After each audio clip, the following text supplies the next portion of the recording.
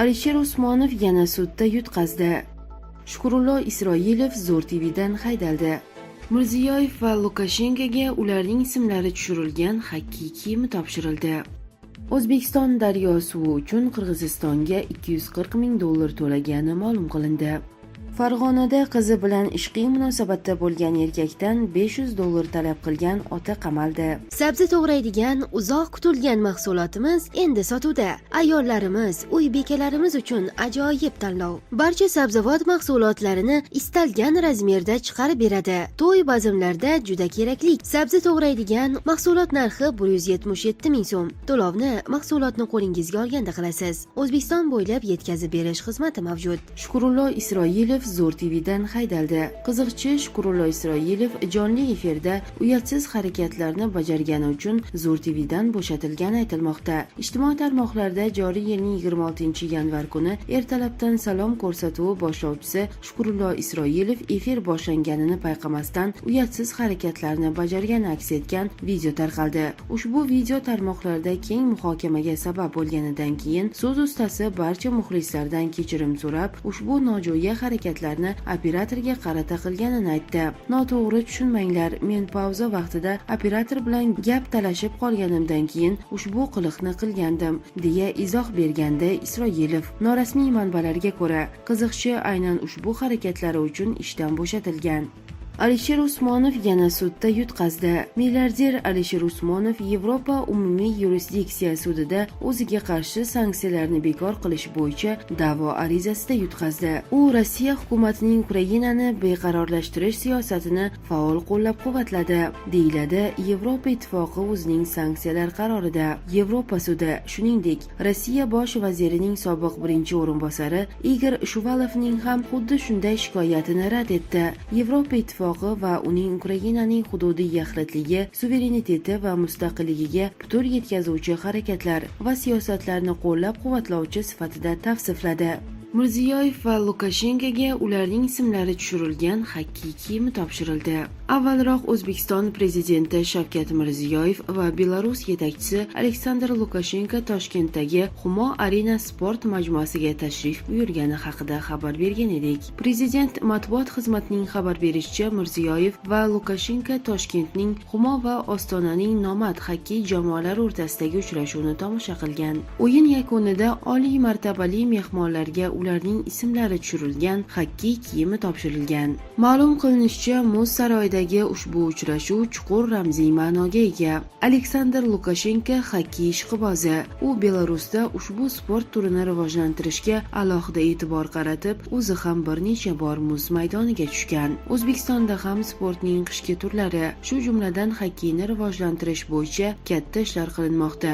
2019-yilda davlat rahbari tashabbusi bilan Humo Arena ko'p funksiyali muz saroyi barpo qilingan edi. Toshkentning Humo jamoasi xalqaro va mintaqaviy musobaqalarda muvaffaqiyatli ishtirok etmoqda. Xususan, Belarusning Grodno shahri Neman klubi bilan bellashib kelmoqda, deyiladi bu haqdagi xabarda. Tashrifning asosiy tadbirlari 8-fevral kuniga rejalashtirilgan.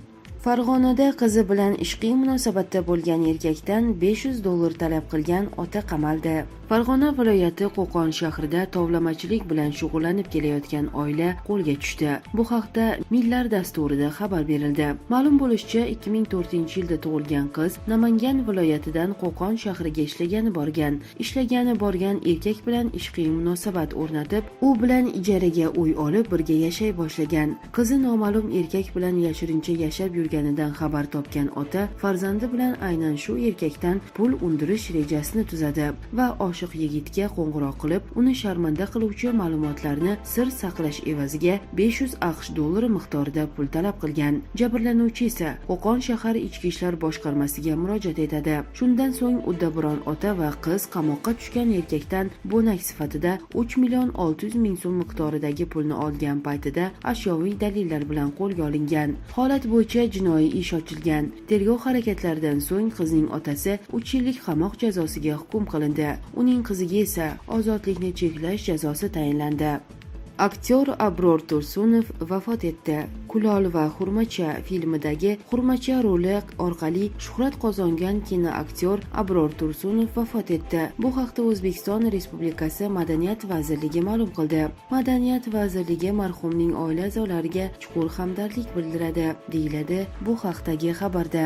Ma'lumot o'rnida kinoaktyor faoliyati davomida Chinor ostidagi duel, Suyunchi, Abdullajon, Kim Jinni, Ayollar saltanati kabi ko'plab filmlarda rol ijro etgan. U kinematografiya olamiga o'tgan asrning 70-yillarida kirib kelgan. Aktyor ilk bor Chinor ostidagi duel filmidagi Parpa roli bilan ko'pchilikning e'tiboriga tushgan. Ushbu muvaffaqiyatdan so'ng aktyor ijro etgan rollar soni orta boshladi. Abror Tursunov asosan kichik epizodik rollarni ijro etgan bo'lsa-da, ular o'zining hayotiyligi bilan tomoshabinlar olqishiga sazovor bo'lgan. U bosh rollardan birini maromiga yetkazib o'ynagan Xurmacha ertak filmi esa 90-yillarda ekran yuzini ko'rgan.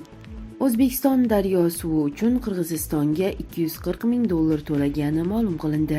O'zbekiston va Qozog'iston daryo suvidan foydalanayotgani uchun Qirg'izistonga pul to'lamoqda. Bu haqda Qirg'iziston suv resurslari xizmati direktori Almazbek Sokiyevga tayanib Kaktus nashri xabar berdi.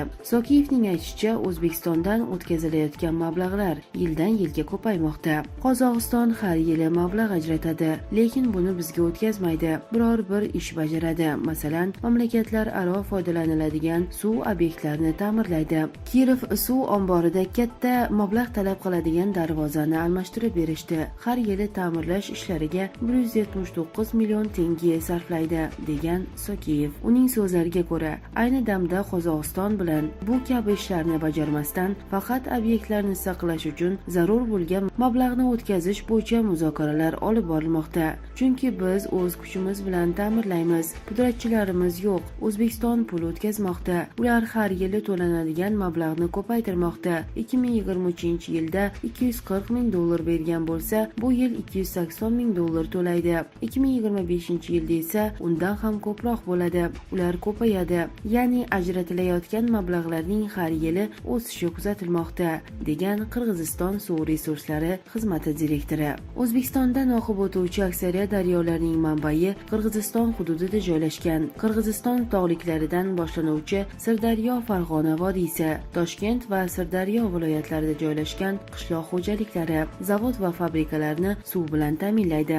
Iqlim isib borishi oqibatida daryoni suv bilan ta'minlovchi muzliklar erib bormoqda. Qirg'iziston hukumati esa daryo suvining to'g'ri sarflanishini nazorat qilishiga, qo'shimcha gidroinshootlar qurishiga to'g'ri keladi. Qozog'iston va O'zbekiston shu sabablarga ko'ra Qirg'izistonga pul to'layotgan bo'lishi mumkin.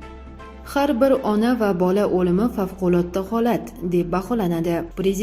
Prezident raisligida ijtimoiy sohadagi ustuvor vazifalarga bag'ishlangan yig'ilish bo'lib o'tmoqda. Yig'ilishda prezident onalar va go'daklar o'limining oldini olish masalalariga alohida to'xtalib o'tdi.